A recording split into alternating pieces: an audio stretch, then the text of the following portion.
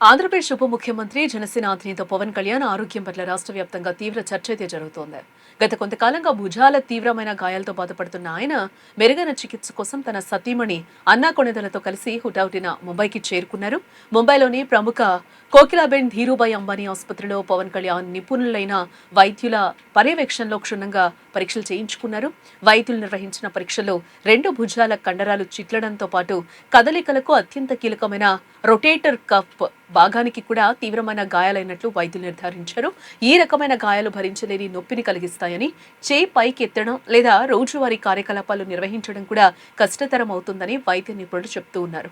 పరిస్థితి తీవ్రతను బట్టి ఆయనకు తక్షణమే శస్త్రచికిత్స అవసరమని వైద్య బృందం స్పష్టం చేసింది.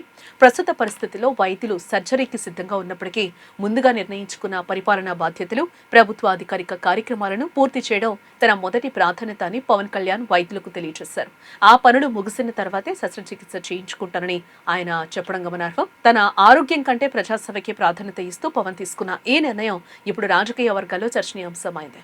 ముంబై వైద్య పరీక్షల రిపోర్టులు చేతికి రావడంతో ఆయన తదుపరి చికిత్సకు సంబంధించి అధికారిక సమాచారం త్వరలోనే వెలువడనుంది. ఏదేమైనా పవన్ కళ్యాణ్ త్వరగా కోలుకోవాలని కోరుకుంటూ ఆయన అభిమానులు సోషల్ మీడియాలో పోస్టు పెడుతూ ఉన్నారు. నిజానికి ఉప ముఖ్యమంత్రిగా బాధ్యతలు చేపట్టిన నాటి నుండి పవన్ కళ్యాణ్ తీరిక లేకుండా పనిచేస్తూ ఉన్న విషయం మనందరికీ తెలిసిందే. ఒకవైపు పార్టీ వ్యవహారాలు, మరోవైపు ప్రభుత్వ అధికారులతో సమీక్షలు, క్షేత్రస్థాయి పర్యటనలతో ఆయన నిరంతరం బిజీగా ఉంటున్నారు. దీనికి తోడు గతంలో ఒప్పుకున్న సినిమా ప్రాజెక్టులను పూర్తి చేయాల్సిన ఒత్తిడి కూడా ఆయనపై పడింది. ఈ క్రమంలోనే ఆయన ఆరోగ్యాన్ని కొంత నిర్లక్ష్యం చేయాల్సి వచ్చింది. పాత గాయాలు తిరగబెట్టడం, వరుస పనులు ఒత్తిడి కారణంగా ఆయన 2 భుజాల కండరాలు చిట్లినట్లు వైద్య పరీక్షల్లో తేలింది.